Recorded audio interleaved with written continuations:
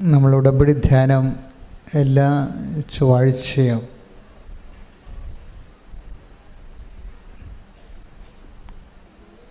ഉടമ്പടി ധ്യാനം ഓൺലൈനിൽ നമ്മൾ കൂടുന്നതിൻ്റെ പ്രധാനപ്പെട്ട കാരണം ഉടമ്പടി ഒരു പുതിയ വിഷയമാണ്. അത് എങ്ങനെയാണ് വർക്കൗട്ട് ചെയ്യണത്? കാര്യം എൻ്റെ ഒരു 40 വർഷത്തെ ശുശ്രൂഷ ജീവിതത്തിലെ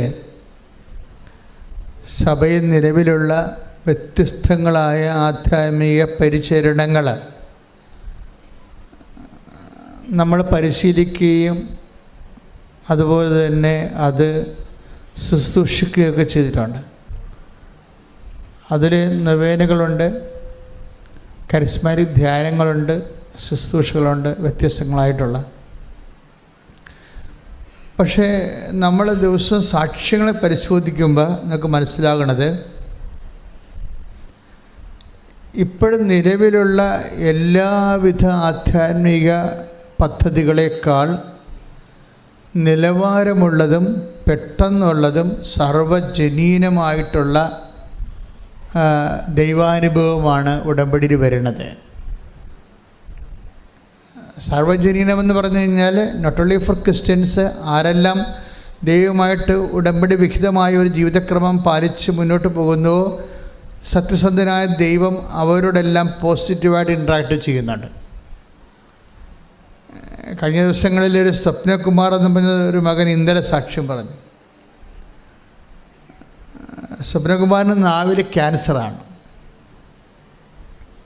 അപ്പോൾ ആദ്യം അത് കുറച്ച് ഡോക്ടർ ബയോപ്സിയൊക്കെ കഴിഞ്ഞിട്ട് ക്യാൻസറാണെന്ന് ഐഡൻറ്റിഫൈ ചെയ്തിട്ട് അറുത്ത് കളഞ്ഞു. അപ്പോൾ ഇനി അത് കയറി പിടിക്കുമോ എന്ന് അറിയാൻ വേണ്ടി അയാൾക്ക് പേടിയാണ്. അകത്തോട്ട് ഇനിയും ക്യാൻസർ ഉള്ളിലോട്ട് കയറുമോ, ഇനിയും 6 മാസം കഴിയുമ്പോൾ ബാക്കിയുള്ള നാക്ക് മുറിച്ച് കളയേണ്ടി വരുമോ എന്നൊക്കെ വിചാരിച്ചുകൊണ്ട് പുള്ളിക്ക് സങ്കടപ്പെട്ട് ഇടങ്ങി.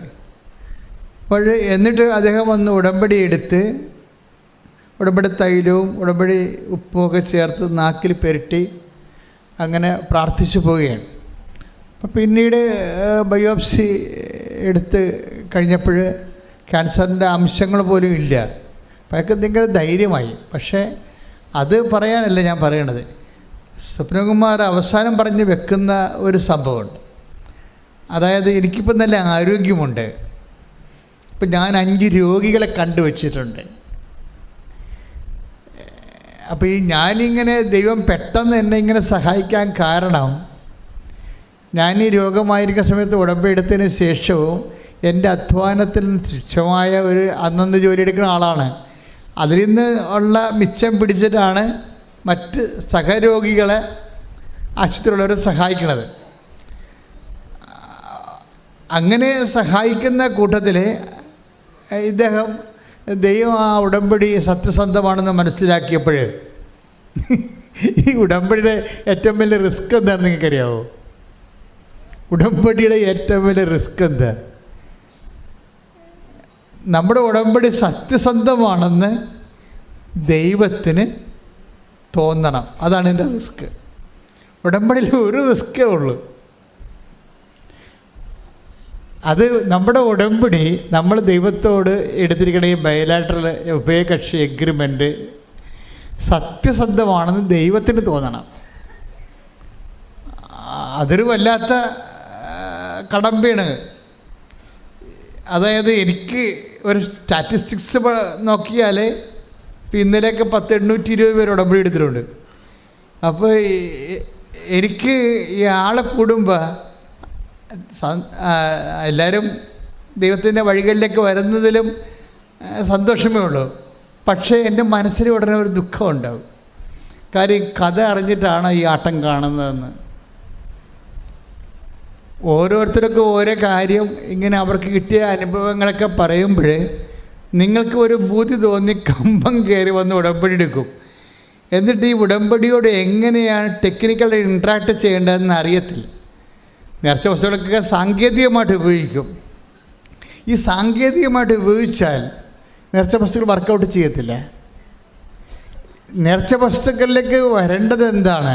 അതൊരു നേർച്ച വസ്തുക്കൾ ആസച്ച് അതൊരു മീഡിയം മാത്രമാണ്. അതെപ്പോഴും നമ്മൾ ടെക്നിക്ക് അറിയണം. നേർച്ച വസ്തു എന്ന് പറയുന്നത് ഒരു മാധ്യമം മാത്രമാണ് ദൈവത്തിന് നമ്മുടെ ജീവിതത്തിൽ പ്രവർത്തിക്കാൻ ബൈബിൾ അംഗീകരിച്ചിട്ടുള്ള, ബൈബിൾ ഉപയോഗിച്ചിട്ടുള്ള.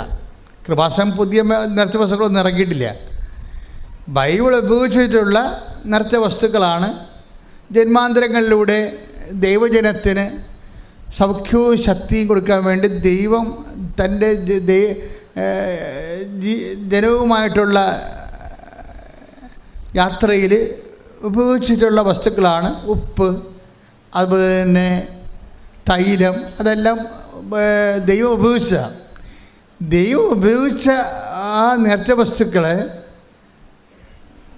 ആർക്ക് വേണമെങ്കിലും ദൈവനാമത്തിൽ ഉപയോഗിക്കാം. പക്ഷെ ദൈവനാമത്തിൽ ഉപയോഗിക്കുമ്പോൾ ദൈവനാമത്തിൽ ആർക്ക് വേണമെങ്കിലും ഉപയോഗിക്കാം. പക്ഷെ ദൈവനാമത്തിൽ ഉപയോഗിക്കുമ്പോൾ ഉണ്ടാകുന്നൊരു പ്രശ്നമുണ്ട്.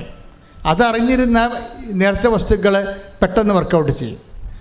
ദൈവനാമത്തിലാണ് എല്ലാം ഉപയോഗിക്കുന്നത്, പ്രത്യേകിച്ച് ക്രിസ്തുവിൻ്റെ നാമത്തിലാണ്. ക്രിസ്ത്യൻ പറയാനെല്ലാം പോണത് ക്രിസ്തുവിൻ്റെ നാമത്തിലാണ്. ഇതെല്ലാം ബ്ലെസ് ചെയ്തിരിക്കുന്നതും ക്രിസ്തുവിൻ്റെ നാമത്തിലാണ്. നിങ്ങളത് ഉപയോഗിക്കണം ക്രിസ്തുവിൻ്റെ നാമത്തിലാണ്. പക്ഷെ ദൈവനാമത്തിൽ ഒരു ഉപയോഗിക്കുമ്പോൾ അതിന് വരുന്ന ഒരു റിസ്ക് ഉണ്ട്. ഉടമ്പടിക്കുള്ള റിസ്ക് പോലെ ദൈവത്തിൻ്റെ മുമ്പിൽ നിങ്ങൾ ഉടമ്പടി എടുക്കുമ്പോൾ നിങ്ങൾ ഉടമ്പടിയിൽ സത്യസന്ധമായിട്ട് ദൈവത്തിനത് സത്യസന്ധമായിട്ട് തോന്നണം. അതാണ് ഉടമ്പടി റിസ്ക്. നേർച്ച വസ്തുക്കൾ ഉപയോഗിക്കുമ്പോൾ റിസ്ക് ഉണ്ട്. നമ്മൾ ദൈവനാമത്തിലാണ് ഇത് ഉപയോഗിക്കുന്നത്, വിശ്വാസപ്രമാണം ശരിയാണ് ഉപയോഗിക്കുന്നത്. അപ്പോൾ അത് ഓട്ടോമാറ്റിക്കായിട്ട് സാങ്കേതികമായിട്ട് വർക്കൗട്ട് ചെയ്യേണ്ടതാണ്. പക്ഷെ ചിലർക്ക് വർക്ക് ചെയ്യും, ചിലർക്ക് വർക്കൗട്ട് ചെയ്യത്തില്ല. അതിൻ്റെ കാരണം എന്ന് വെച്ചാൽ ദൈവനാമത്തിൽ ഉപയോഗിക്കുന്ന ഒരാൾ, ഇപ്പം നിങ്ങൾ ഉദാഹരണത്തിന് നിങ്ങൾ ദൈവനാമത്തിലൊരു വസ്തു ഉപയോഗിക്കുമ്പോൾ അവിടെ വിശ്വാസം മാത്രം പോരാ, പിന്നെന്ത് വേണം?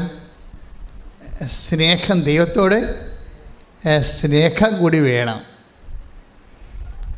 അത് സ്നേഹത്തിൻ്റെ സ്വഭാവം അറിയാമല്ലോ, അത് ഇൻറ്റിമസിയുടെ ഭാഗമാണ്.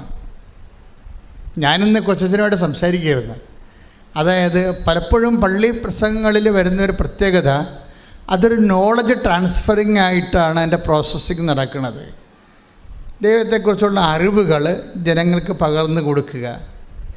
പക്ഷേ അറിവ് പകർന്നു കൊടുക്കുമ്പോൾ ചില അറിവുകൾ നമുക്ക് അനുഭവവേദ്യമാകാത്തതിൻ്റെ കാരണം അതിൻ്റെ അഭിഷേകത്തലം നഷ്ടപ്പെടുന്നത് കൊണ്ടാണ്. അറിവ് പകർന്നു കൊടുക്കുമ്പോൾ അതിൻ്റെ ജീവനെന്ന് പറയണത് അതിൻ്റെ അഭിഷേകമാണ്. അഭിഷേകമില്ലാത്ത അറിവുകൾ സാങ്കേതിക ജ്ഞാനമാണ്, വർക്കൗട്ട് ചെയ്യത്തില്ല. അപ്പോൾ എപ്പോഴും എൻ്റെ മക്കൾ, ഞങ്ങൾ ഉടമ്പടി പ്രകാരം നിങ്ങൾക്ക് തരുന്ന ഫോർമുലയിൽ നിങ്ങൾ ഓട്ടോമാറ്റിക്കായിട്ട് ദൈവമായിട്ടൊരു ഇൻറ്റിമസി കീപ്പ് ചെയ്യാൻ വേണ്ടി നിർദ്ദേശങ്ങൾ, ഉപദേശങ്ങൾ, പ്രബോധനങ്ങൾ നൽകുന്നുണ്ട്. അതിനാണ് ചൊവ്വാഴ്ച ധ്യാനം വെച്ചിരിക്കുന്നത്. മനസ്സിലായ? ഇപ്പം നിങ്ങൾ രോഗികളെ ശുശ്രൂഷിക്കുന്നു. ഇപ്പോൾ സ്വപ്നകുമാറിന് എന്താ പറഞ്ഞിരിക്കണത്? അവസാനം പറഞ്ഞാൽ സാക്ഷ്യം നിർത്തിയത് എന്താണ്? ഞാനിപ്പോൾ ആരോഗ്യമുണ്ട്, ഞാൻ 1 മാസം പണിക്ക് പോയി കഴിഞ്ഞാൽ എനിക്ക് 5 രോഗികളെ ശുശ്രൂഷിക്കാനുണ്ട്. അതാണ് വിഷയം. നേരത്തെ അദ്ദേഹത്തിന് രോഗിയായിരുന്ന കാലത്ത് രോഗികളെ ശുശ്രൂഷിക്കുമായിരുന്നു. ഇപ്പോഴദ്ദേഹം എന്താ പറയണത്? ഇപ്പം എനിക്ക് ആരോഗ്യമുണ്ട്, ഞാൻ 5 രോഗികളെ കണ്ടുവച്ചിട്ടുണ്ടെന്നാണ്. എന്തിനാണ്? അവരെ ശുശ്രൂഷിക്കാൻ. പണം കൊടുത്ത്. ഇല്ലാത്ത ഒരു കൂലിപ്പണിക്കാരനാണ്, അവന് കിട്ടിയതിൽ നിന്ന് ആണ് അവൻ കൊടുക്കേണ്ടത്. നിങ്ങളൊരു കാര്യം മനസ്സിലാക്കണം, സ്വപ്നകുമാർ ഒരു ക്രിസ്ത്യാനിയാണെന്ന് എനിക്ക് തോന്നുന്നില്ല. പക്ഷേ ക്രിസ്ത്യാനി ഇവിടെ ഉടമ്പടി എടുത്തിട്ടുണ്ട്. അർത്ഥക്കുപ്പതേക്കാതെ ഇപ്പോഴും പ്രത്യക്ഷീകരണ പ്രാർത്ഥന ചൊല്ലിയിരിക്കുന്നുണ്ട്. ഇങ്ങനെയുള്ളവരെ കാണ്ടാമൃഗങ്ങൾ ഈ പേര് സൂക്ഷിച്ച് ദൈവത്തിന് പണിയും കൊടുത്ത് ജീവിക്കുന്നുണ്ട്.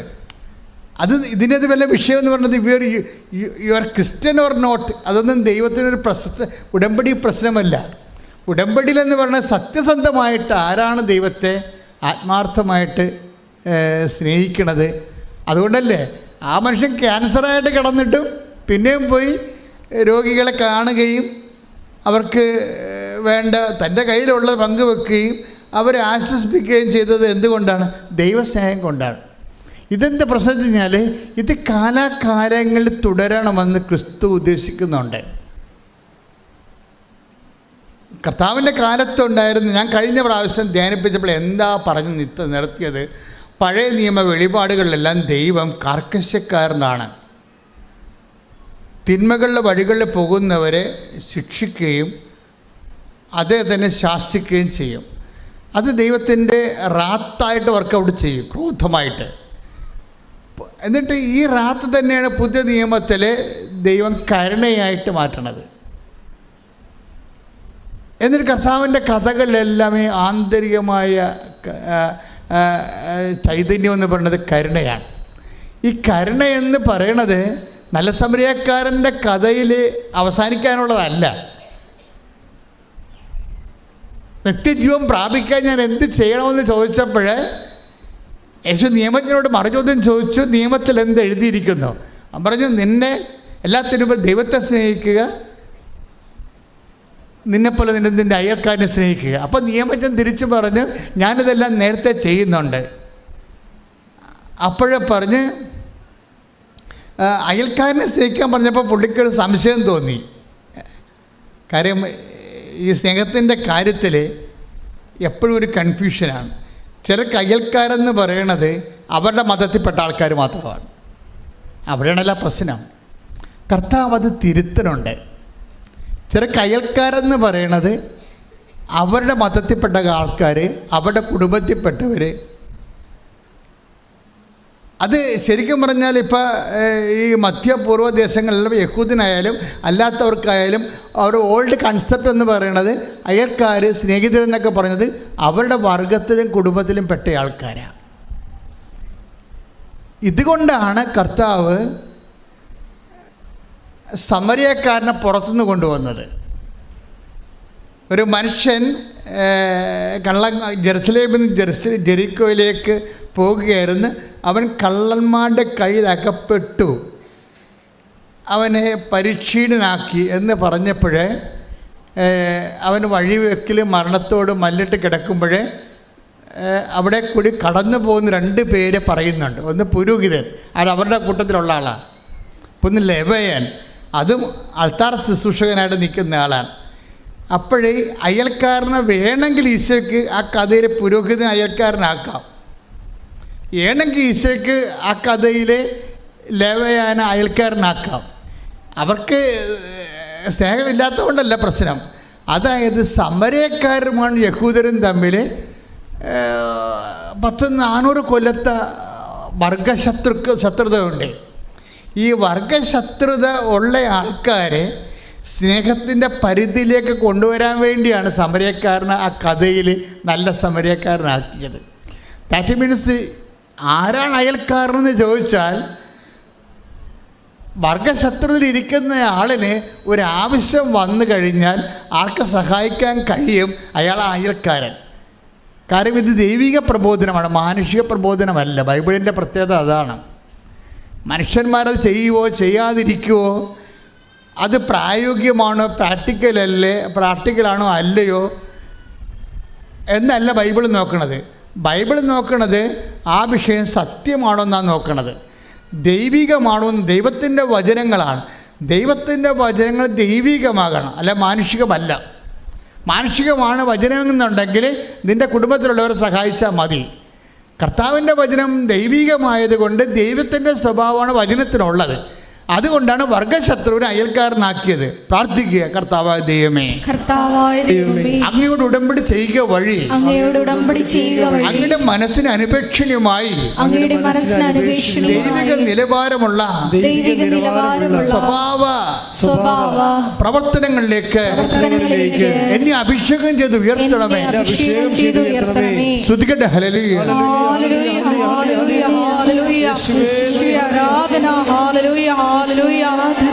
ആവശ്യക്കാരിൽ എല്ലാവരെയും അയൽക്കാരായി സ്നേഹിക്കുവാൻ ഈശോയെ ആരാധനയിലൂടെ ഞങ്ങളെ സഹായിക്കണമേ. ആരാധന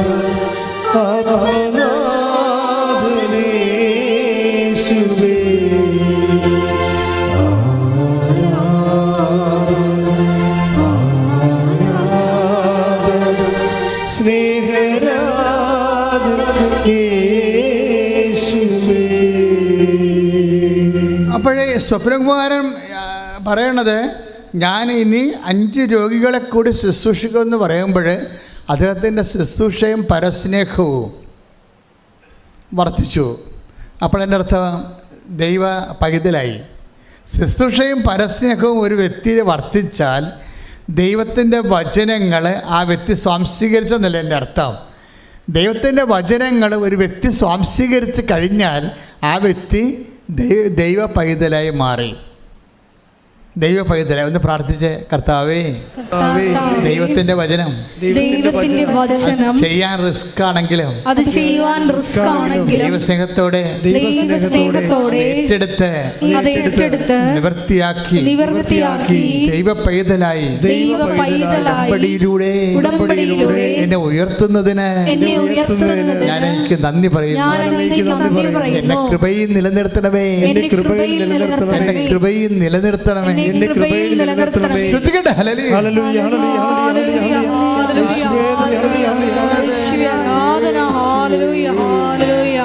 ഹല്ലേലൂയ, ഹല്ലേലൂയ,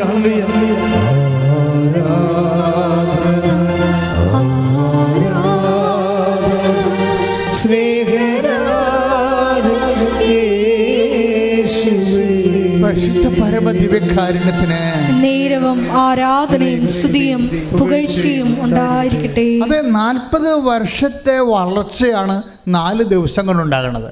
അതാണ് മറ്റ് പ്രാർത്ഥനകളിൽ നിന്ന് ഉടമ്പടി വ്യത്യസ്തമായിരിക്കുന്നത്. ആർക്കതിൻ്റെ അകത്ത് നിൻ്റെ റിസ്ക് എന്ന് പറഞ്ഞാൽ എന്താണ്? നിങ്ങളുടെ ഉടമ്പടി ദൈവം അംഗീകരിക്കണം. അതേ ഉള്ളു റിസ്ക്. ഉടമ്പടി ആകെപ്പാടുള്ള സിമ്പിൾ റിസ്ക്കേ ഉള്ളൂ. നിങ്ങൾ എടുത്തിരിക്കുന്ന ഉടമ്പടി സത്യമാണെന്ന് ദൈവത്തിന് തോന്നണം. അത്രയേ ഉള്ളൂ ഇതിനകത്ത്. ഇവിടുത്തെ അത് ഒരേ സമയം തന്നെ സിമ്പിളാണ്, അതേസമയം തന്നെ കോംപ്ലിക്കേറ്റഡ് ആണ്. കാര്യം എന്താണ്? നമ്മുടെ സത്യസന്ധത ദൈവത്തെ തോന്നിപ്പിക്കാൻ നമ്മൾ ചിലപ്പോൾ ഏറെ ദൂരം സഞ്ചരിക്കേണ്ടി വരും. അതാണ് വിഷയം. നമ്മുടെ സത്യസന്ധത ദൈവത്തിന്. നിങ്ങളെ ഇപ്പോൾ കഴിഞ്ഞ ദിവസങ്ങളിൽ ഒരു സാക്ഷ്യം ഉണ്ടായിരുന്നു, നീതു ചെന്നിത്തല. ഒരു പ്രാവശ്യം നമ്മൾ പറഞ്ഞതാണത്. എങ്കിലും ഞാനിപ്പോൾ അത് ഓർക്കാൻ കാര്യം ഈ സബ്ജക്റ്റ് വൈസാണ് ഓർക്കുന്നത്. നീതു വർഷങ്ങളായിട്ട് മക്കളില്ലാത്ത ആളാണ്. പക്ഷേ ഈ നീതു എങ്ങനെ കുഞ്ഞുങ്ങളെ കിട്ടിയത്? നീതു ഉടമ്പടി എടുത്തപ്പോൾ തന്നെ പ്രഗ്നൻ്റായി. വർഷങ്ങളായിട്ട് മക്കൾ 3 അബോർഷൻ കഴിഞ്ഞ ആളാണ്. ആ കുഞ്ഞിനെ പ്രസവിച്ചവർക്ക് കിട്ടുകയും ചെയ്ത്. എങ്ങനെയാണ് ഇങ്ങനെ പെട്ടെന്ന് കിട്ടിയത്? നമ്മൾ ഉടമ്പടി എടുക്കുമ്പോൾ തന്നെ പലർക്കും അങ്ങനെ. ഇപ്പം കഴിഞ്ഞ ദിവസം വേറൊരു സാക്ഷി ഇവിടെ ഉണ്ട്, ഈ ദിവസങ്ങൾ പറഞ്ഞതാണ്. അതായത് നോബി വിനോദ് സാക്ഷി. നോബി വിനോദിന് 9 കൊല്ലമായിട്ട് മക്കളില്ല. 9 കൊല്ലമായിട്ട്. ഇപ്പോൾ 9 കൊല്ലമായിട്ട് മക്കളില്ല എന്നുണ്ടെങ്കിൽ അതിൻ്റെ അർത്ഥം എന്താണ്? ആൾ വന്ധ്യയാണെന്ന് അതിൻ്റെ അർത്ഥം. 9 കൊല്ലമല്ലേ, 1-2 കൊല്ലമല്ലല്ലോ. 9 കൊല്ലം. അപ്പോൾ ഒരു മനുഷ്യൻ മലയാളത്തിലാണെങ്കിൽ ചെയ്യാവുന്ന ട്രീറ്റ്മെൻ്റ് എല്ലാം ചെയ്യും അല്ലേ? 9 കൊല്ലമായിട്ട്. 5 കൊല്ലം കഴിയുമ്പോൾ തന്നെ അവർക്ക് മനസ്സിലാവും സംഗതി അപകട മേഖലയിലാണ് അവരെന്നറിയാൻ പറ്റും. ചിലർക്ക് 3 കൊല്ലം ആകുമ്പോൾ തന്നെ മനസ്സിലാവും മക്കളുണ്ടാകാൻ സാധ്യതയില്ല എന്ന് മനസ്സിലാവും. അപ്പോൾ ഇത് 9 കൊല്ലമായി. 9 കൊല്ലമായിട്ട് ഉടമ്പടി നീതു വിനോദ് ഉടമ്പടി എടുത്തിട്ട് 9ാമത്തെ കൊല്ലം ഉടമ്പടി എടുക്കുകയാണ്. ഉടമ്പടി എടുത്തിട്ട് അച്ഛനെ കാണാൻ വരുമ്പോൾ ഞാൻ ഇവളുടെ തലയിൽ കൈവച്ച് പ്രാർത്ഥിക്കുമ്പോൾ ഞാൻ അവളോട് പറയുന്ന വാക്കുണ്ട്. എന്താ പറയണത്? നീ അടുത്ത 90 ദിവസത്തിനുള്ളിൽ പ്രഗ്നൻ്റ് ആകും, അത് ആൺകുഞ്ഞായിരിക്കും. നമ്മളത് ആ സാക്ഷ്യം നിങ്ങൾ കേട്ടതാ. ഇത് ഈ 9 കൊല്ലമായിട്ട് മക്കളില്ലാതിരുന്ന ഒരാൾ ഉടമ്പടി എടുക്കുമ്പോൾ അവരുടെ ശിരസ് കൈവെക്കുമ്പോൾ കർത്താവ് ഒരു ജ്ഞാനവരം തരും. എന്താണ്? നീ അടുത്ത 90 ദിവസത്തിനുള്ളിൽ പ്രഗ്നൻ്റ് ആകും, പിന്നെ എന്താണ്? കുട്ടി ആൺകുഞ്ഞായിരിക്കും. എന്തുകൊണ്ട് ഇങ്ങനെ പറയണത്? അപ്പോൾ നിങ്ങളെന്താ പ്രശ്നം എന്ന് വെച്ചാൽ അച്ഛൻ ആൾ ദൈവമാണെന്ന് പറയുകയല്ല. ആ സാക്ഷ്യത്തിൻ്റെ പോക്കെന്ന് പറയണത് ഈ ബൈബിളിൽ പറഞ്ഞിരിക്കുന്ന കാര്യങ്ങളെല്ലാം ഇന്ന് നടക്കണ കാര്യങ്ങളാണ്. ഇതന്നെയല്ലേ മംഗളവാർത്ത അമ്മയോട് പറഞ്ഞത്, നീ ഗർഭം ധരിച്ചൊരു പുത്രനെ പ്രസവിക്കും. ഇവിടെ ഇപ്പം മാലാഖയൊന്നും ഇല്ലെന്നേ ഉള്ളൂ. അതിന് പകരം പരിശുദ്ധാത്മാവാണ് നിൽക്കുന്നത്. മാലാഖയ്ക്ക് പകരം ഈ കാലങ്ങളിൽ നിൽക്കുന്നത് ആരാണ്? മാതാവാണ്. നമ്മുടെ മരിയൻ സന്ദേശമല്ലേ? മരിയ ശുശ്രൂഷയല്ലേ. അപ്പോൾ പണ്ടത്തെ കാലത്ത് മാലാഖയെ വിട്ടതിന് പകരം ഇന്നും എല്ലാ കാലങ്ങളിലും ലൂർദിലായാലും ഫാത്തിമയിലായാലും കൃപാസനത്തിലായാലും വേറെ സ്ഥലത്ത് എവിടെയായാലും അമ്മയാണ് ആ സ്ഥാനം എടുക്കുന്നത്. കാര്യം മനുഷ്യരാശിയുടെ പ്രതിനിധി എന്ന നിലയിൽ. അപ്പോൾ അമ്മയുടെ സാന്നിധ്യം ഉള്ളത് കൊണ്ട് ഒരു മോൾ എന്ന് പറയുമ്പോൾ തീർച്ചയായിട്ടും അത് ദൈവം ആഗ്രഹിക്കുന്നുണ്ടെങ്കിൽ അപ്പം തന്നെ മെസ്സേജ് പറയും. അപ്പം തന്നെ 9 വർഷം അപ്പം തന്നെ അവളെ പറഞ്ഞത് എന്താണ്, നീ തന്നെ പറയണത് 3 മാസമായി എന്ന് പറഞ്ഞു, 90 ദിവസം. അപ്പം ഞാൻ 89ാമത്തെ ദിവസം പോയി ടെസ്റ്റ് ചെയ്ത്, അപ്പം ഞാൻ പ്രഗ്നൻ്റാണ്. Praise the Lord. 10 മാസം കഴിഞ്ഞ് പ്രസവിച്ചപ്പോൾ അത് ഈ അൾത്താറയിൽ അമ്മ പറഞ്ഞ പോലെ തന്നെ അത് ആൺകുഞ്ഞാണ്. എന്തുകൊണ്ടാണ് ഇങ്ങനെ നമ്മൾ വല്ല സ്കാൻ ചെയ്തിട്ട് പറയണതാണ്? അല്ല, സ്കാൻ ചെയ്തിട്ട് പറയണതല്ല. അതായത് ഇപ്പോൾ ഒരു സ്കാൻ ചെയ്യണമെങ്കിൽ എന്ത് വേണം? വയറ്റിൽ കുഞ്ഞ് വേണ്ടേ? ഇത് വയറ്റിൽ കുഞ്ഞില്ലല്ലോ. ഇല്ലാതല്ലേ ഒരാളെ കാണുമ്പോൾ തന്നെ പറയണത് എന്താ? അതൊരു ആധ്യാത്മികമായ സ്കാനിങ്. അത് പരിശുദ്ധാത്മാവിൻ്റെ പ്രവർത്തനം എന്ന് പറയണത്. അപ്പോൾ ഇതൊന്നും നമ്മൾ വിശ്വസിക്കുന്ന നിങ്ങൾക്ക് ഓർക്കേണ്ട ഒരു കാര്യമുണ്ട്. മനുഷ്യൻ്റെ എല്ലാ ജീവിത പ്രശ്നങ്ങളിലും ദൈവം നേരിട്ട് ഇടപെടുകയാണ്. അതുകൊണ്ട് തന്നെ എപ്പോഴും നമ്മുടെ മുമ്പിലുള്ള മറ്റൊരു റിസ്ക് എന്താണ്? ഈ നിങ്ങളീ പൊട്ടക്കണൻ്റെ മാവട്ട് അറിയണ പോലെ ഒക്കട്ടെ എന്നൊക്കെ പറഞ്ഞ രീതിയിൽ അംബിഗസ് ആയിട്ട് ഈ ഉടമ്പടിയെ എടുക്കരുത്. ഉടമ്പടിയെ ഷാർപ്പായിട്ട്. എന്തുകൊണ്ടാണ് സ്വപ്നകുമാരൻ ക്യാൻസറായി കിടക്കുമ്പോഴും ആ മനുഷ്യൻ എന്തുകൊണ്ടാണ് സൽപ്രവൃത്തികൾ ചെയ്യണത്? അയാൾക്ക് ബോധ്യമുണ്ട് എന്താണ് എന്നെ കർത്താവ് സുഖപ്പെടുത്തുമെന്ന്. ആ ബോധ്യമുണ്ട്. അപ്പോൾ ആ ബോധ്യം, ആന്തരിക ബോധ്യം ആര് കൊടുത്തതാണ്? ദൈവം കൊടുക്കണ ബോധ്യമാണ്. പരിശുദ്ധാത്മാവിൻ്റെ വരങ്ങളിലൊന്നാണ് ബോധ്യം. അറിവിനോട് ബന്ധപ്പെട്ട് വരുന്നതാണ്. അറിവ്, അനുഭവം, ബോധ്യം, സാക്ഷ്യം, വേദസാക്ഷ്യം, രക്തസാക്ഷ്യം, അങ്ങനെ പോകണം. എൻ്റെ ജനറേ അതാണ്. അപ്പോൾ അദ്ദേഹത്തിന് ആത്മാവിൽ പൂരിതമായപ്പോൾ അദ്ദേഹത്തിന് തോന്നി കർത്താവിനെ സുഖപ്പെടുത്തും.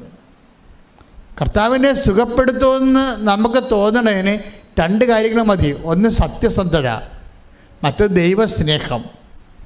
ഈ സത്യസന്ധതയും ദൈവസ്നേഹവും നമുക്കുണ്ടെങ്കിൽ പല ആൾക്കാർക്കും സംഭവിക്കണമെന്നറിയാം, സത്യസന്ധത ഉണ്ടാകത്തില്ല.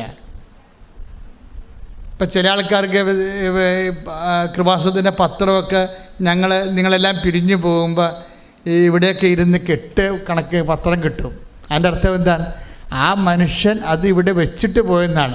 ചിലപ്പോൾ അറിഞ്ഞ് വെച്ചിട്ട് പോകാം, ചിലപ്പോൾ അറിയാതെ വെച്ചിട്ട് പോകാം.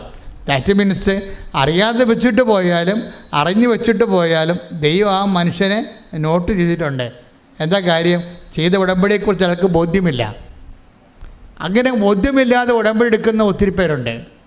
അതുകൊണ്ട് തന്നെ അവർ ലാഗ് ചെയ്യും, പത്രം കൊടുക്കാൻ ലാഗ് ചെയ്യും. നിങ്ങൾക്കറിയാമല്ലോ പത്രം എന്ന് പറയുന്നത് എന്താണ്? അതായത് കർത്താവിനെ അറിയാത്തവരെ അറിയിക്കുന്നതും അറിഞ്ഞവരെ ആഴപ്പെടുത്താൻ വേണ്ടി നമുക്ക് പ്രസംഗിക്കാൻ പറ്റുമോ? നിങ്ങൾക്ക് പ്രസംഗിക്കാൻ പറ്റുമോ? പാടാണ്. അപ്പോൾ അതിന് ചാതുര്യമില്ല, ആൾക്കാർക്ക് പറഞ്ഞ് ബോധ്യപ്പെടുത്താൻ പറ്റത്തില്ല. പക്ഷേ സാക്ഷികൾ നോക്കിയാൽ മനസ്സിലാകത്തില്ലേ? ഒരു ചിന്ത പേപ്പറൊക്കെയാണ് ആൾക്കാർക്ക് കിട്ടണത്, ഒരു കഷ്ണം പേപ്പർ. മിനി രാജൻ്റെ സാക്ഷ്യം കഴിഞ്ഞ ആഴ്ച പറഞ്ഞില്ലേ, ട്രാൻസ്പോർട്ട് ബസ്സിൽ ചവിട്ടിക്കുട്ടിയ ഒരു കഷ്ണമാണ് കിട്ടിയത്. അതിൽ നിന്നാണ് ഞാൻ കൃപാസനത്തെ 3 സാക്ഷ്യം എൻ്റെ തൊണ്ടായിരുന്നു. അത് വായിച്ചപ്പോൾ ദൈവം എന്നെ തൊട്ട്. പിന്നെ മിനിരാജിൻ്റെ ജീവിതം അങ്ങോട്ട് മാറണ മാറ്റം കണ്ടില്ലേ? ഒരു തുണ്ട് കൃപാസനം പത്രം മതി ഒരു മനുഷ്യൻ്റെ ജീവിതം മാറ്റാൻ. അതുകൊണ്ട് തന്നെയാണ് ആൾക്കാർ അനുഭവിച്ച പല വിഷയങ്ങളെ ചെയ്യണത്.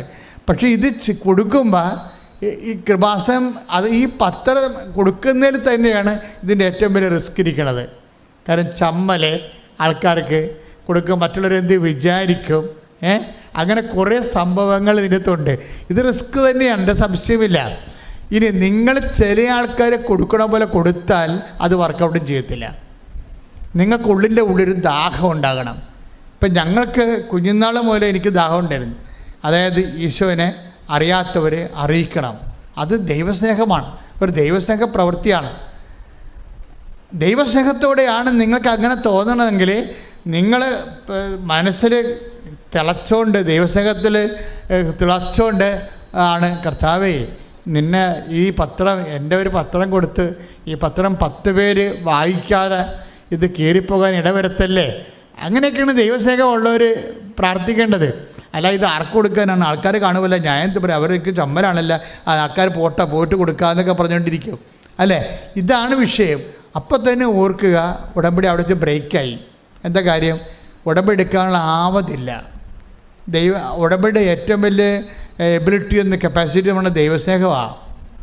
ദൈവസ്നേഹം അത് ദൈവസ്നേഹം ഈശോയോടുള്ള ആന്തരികമായ സ്നേഹമാണ്. നിങ്ങൾക്ക് ആന്തരികമായ സ്നേഹം ഉണ്ടെങ്കിൽ, ഇല്ലെങ്കിൽ എൻ്റെ മക്കൾ ഇത് കൊടുക്കുമ്പോൾ കർത്താവേ ഞാനിത് കൊടുക്കുകയും ഇതനുസരിച്ച് എനിക്ക് നിന്നോട് ആന്തരികമായ സ്നേഹം വർദ്ധിപ്പിക്കണം. പ്രാർത്ഥിച്ച് കർത്താവേ ഞാൻ ഉടമ്പടി നിവർത്തിക്കുക വഴി അങ്ങയോടുള്ള സ്നേഹത്താൽ എന്നെ ഉയർത്തണമേ. ഈ കാലങ്ങളിലെ ഈ തലമുറയ്ക്ക് അങ്ങേ കൈമാറ്റി കൊടുക്കുവാൻ എന്നെ ഉപകരണമാക്കിയതിന് ഞാൻ നന്ദി പറയുന്നു.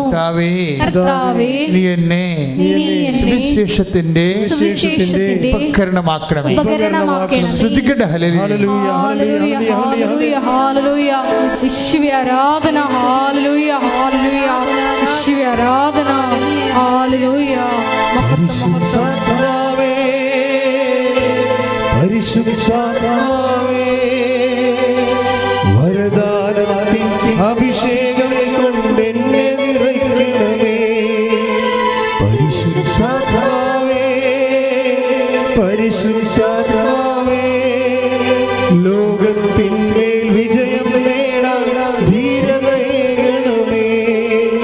പരിശുദ്ധാത്മാവേ പരിശുദ്ധാത്മാവേ ലോകത്തിന്മേൽ വിജയം നേടാൻ ധീരതയേകണമേ. ഉടമ്പടി ഉള്ളവർ എല്ലാവരും ചിന്തിക്കേണ്ടത് ദൈവത്തിൻ്റെ മുന്നറിവിനെക്കുറിച്ച്. ഇതാണ് റിസ്ക് എന്ന് പറയണത്. നമ്മളുടെ ഇന്നത്തെ സബ്ജക്റ്റ് എന്താണ്? ഉടമ്പടിയുടെ റിസ്ക്. അത് സാഹസികത. ഇതിൻ്റെ പിന്നിലുള്ള നമ്മൾക്ക് വരുന്ന സാഹസികത. അതിനകത്ത് വരുന്നത് എന്താണ്? നമ്മൾ ഉടമ്പടി എടുക്കുമ്പോൾ തന്നെ ദൈവത്തിന് നമ്മളെക്കുറിച്ചുള്ള കറക്റ്റ് റിപ്പോർട്ട് കൈ കിട്ടും. നിങ്ങളത് നിങ്ങളെക്കുറിച്ച് ദൈവത്തിൻ്റെ കയ്യിലുള്ള റിപ്പോർട്ട് ചേഞ്ച് ചെയ്തില്ലെങ്കിൽ ഉടമ്പടി വർക്കൗട്ട് ചെയ്യത്തില്ല. ഇപ്പം സങ്കീർത്തനം 139:2 വചനം 2. സങ്കീർത്തനം 139 തിരുവചനം 2. ഞാൻ ഇരിക്കുന്നതും പറഞ്ഞേ ഇരിക്കുന്നതും എഴുന്നേൽക്കുന്നതും അവിടുന്ന് അറിയുന്നു. എന്റെ വിചാരങ്ങൾ അവിടുന്ന് അകലെ നിന്ന് മനസ്സിലാക്കുന്നു. ഈ വിചാരമാണ് പ്രോബ്ലം. സങ്കീർത്തനം 139:2 പറഞ്ഞ എന്റെ വിചാരങ്ങൾ അവിടുന്ന് അകലെ നിന്ന് മനസ്സിലാക്കുന്നു. അപ്പോൾ ഉടമ്പടി ഉപ്പ്, ഉടമ്പടി തൈലം, പത്രം, അതിനോട് ബന്ധപ്പെട്ട പ്രേക്ഷിത പ്രവർത്തനങ്ങളെ ഇതിനെക്കുറിച്ചൊക്കെ നിങ്ങൾക്കൊരു വിചാരം ഉണ്ടാകുമല്ലോ, ഇല്ലേ? നിങ്ങൾക്കൊരു വിചാരം ഉണ്ടാവും. എന്താ വിചാരം? ഇത് കൊടുത്ത് നോക്കാം, വെക്കട്ടെ. ചിലപ്പോൾ അതായിരിക്കും നിങ്ങളുടെ വിചാരം. കിട്ടിയാൽ കൊള്ളാമെന്നുള്ള ഒക്കെ. അപ്പം നിങ്ങൾക്ക് അതിനെക്കുറിച്ച് ഒരു ആഴമായ വിശ്വാസമില്ല. ഒരു അഴകുഴമ്പനായിട്ടുള്ള ഒരു അറിവാണ് ഇതിനെക്കുറിച്ച് ഉള്ളത്. ഇതാണ് വിചാരം. ഈ വിചാരം ഉള്ളത് കൊണ്ട്, ഈ വിചാരം എന്ന് വെച്ച് കഴിഞ്ഞാൽ ബൈബിള് വിശ്വാസത്തിൻ്റെ തന്നെ വേറെ ഒരു ആന്തരിക രൂപമാണ്. വിശ്വാസം സ്പെൽ ഔട്ട് ചെയ്യണതാണ്, പക്ഷെ അത് രൂപപ്പെട്ട് വരുന്നത് വിചാരമായിട്ടാണ്. വിശ്വാസം രൂപപ്പെട്ട് വരണത് ഇപ്പം പുഷ്പം എന്ന് പറയുന്നത് ആദ്യം നമ്മൾ ഒരു മുട്ടായിട്ടല്ലേ വരുന്നത്. അപ്പോൾ വിശ്വാസത്തിൻ്റെ വിശ്വാസം ഒരു പൂവാണെങ്കിൽ മുട്ട എന്താണ്? വിചാരമാണ്. അപ്പം മുട്ട എന്താണെന്ന് നോക്കണം ആദ്യം. ഈ വിചാരത്തിൽ ആണ് അവിടെ വെച്ച് തന്നെ നിങ്ങൾക്ക് വിധിയും വിചാരവുമായിട്ട് വരും. നിങ്ങളുടെ വിചാരം പൊട്ടയാണെങ്കിൽ അപ്പം തന്നെ വിധിയായി, ഉടമ്പടി വർക്കൗട്ട് ചെയ്യത്തില്ല. നിങ്ങളുടെ വിചാരം കറക്റ്റാണ് എങ്കിൽ നമുക്ക് ഇത് ദൈവത്തെ സ്നേഹിക്കാനും ദൈവത്തോട് അടുക്കാനും ജീവിതത്തിൽ എനിക്ക് കിട്ടിയ ഏറ്റവും വലിയൊരു അവസരമാണിത്. ഇപ്പം ചിലക്ക് വന്ന് സാക്ഷ്യം പറയുന്നത്, ദൈവമേ, എന്നെ ആദ്യമായി എന്നെ ഈ പുണ്യഭൂമിയിലേക്ക് വിളിച്ച ദൈവത്തിന് നന്ദി പറയണം എന്നൊക്കെയാണ് ആൾക്കാർ പറയണത്. കേൾക്കട്ടെ, എത്ര പേരാ പറയണത്? അപ്പോൾ അവർക്ക് ആ ഒരു വിചാരമുണ്ട്. എന്താണ്? ഒരു പുണ്യഭൂമിയാണ്, ദൈവമാണ് എന്നെ വിളിച്ചിരിക്കുന്നത്. അതൊരു വിചാരമാണ്. അതുകൊണ്ട് തന്നെയാണ് വിചാരങ്ങൾ ആദ്യം വിശുദ്ധീകരിക്കേണ്ടി വരും. ഉടമ്പടി എടുക്കുന്നവരും ഉടമ്പടി ജീവിക്കുന്നവരും വിചാരം വിശുദ്ധീകരിക്കണം. പ്രാർത്ഥിക്കുക, കർത്താവേ, നിന്റെ ആന്തരിക വിചാരങ്ങളെ വിശുദ്ധ രക്തത്താൽ കഴുകി വിശുദ്ധീകരിക്കണമേ.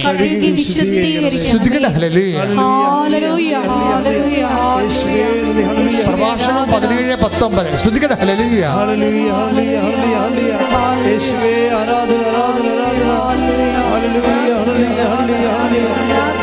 പ്രഭാഷണം 17:19. അവരുടെ പ്രവൃത്തികൾ അവിടുത്തെ മുമ്പിൽ സൂര്യപ്രകാശം പോലെ വ്യക്തമാണ്. അവരുടെ മാർഗങ്ങളിൽ അവിടുത്തെ ദൃഷ്ടി പതിഞ്ഞിരിക്കുന്നു. അവരുടെ പ്രവൃത്തികൾ അവിടുത്തെ മുമ്പിൽ സൂര്യപ്രകാശം പോലെ വ്യക്തമാണ്. അപ്പം നമ്മൾ എന്താ ചെയ്യും? നമ്മൾ ഉടമ്പടിയിൽ എന്ത് ചെയ്യും? എങ്ങനെ ചെയ്യും? എന്തുകൊണ്ട് ചെയ്യും? ഇതെല്ലാം അവിടെ പ്രവൃത്തികൾ അവിടുത്തെ മുമ്പിൽ സൂര്യപ്രകാശം പോലെ വ്യക്തമാണ്. അപ്പം അതുകൊണ്ട് പറ്റിക്കലൊന്നും നടക്കത്തില്ലെന്നർത്ഥം. പറ്റിക്കലൊന്നും നടക്കത്തില്ല. പിന്നെ എങ്ങനെ ഒപ്പിച്ചുണ്ടാക്കാൻ പറ്റത്തില്ല. ആത്മാർത്ഥതയില്ലാതെ ഇതൊന്നും വർക്കൗട്ട് ചെയ്യത്തില്ല. ഉടമ്പടിയുടെ ഈ സ്നേഹവും അതേസമയം തന്നെ അതിനകത്തുള്ളതാണ് ആത്മാർത്ഥത എന്ന് പറയുന്നത്. പ്രാർത്ഥിക്കുക, കർത്താവായ ദൈവമേ, ഉടമ്പടി നിബന്ധനകളോട് ആത്മാർത്ഥതയോടെ പെരുമാറാൻ പ്രതികരിക്കാനും എന്നെ അഭിഷേകം ചെയ്യണമേ. പ്രഭാഷകം 39:19. ശ്രുതികട ഹല്ലേലൂയ.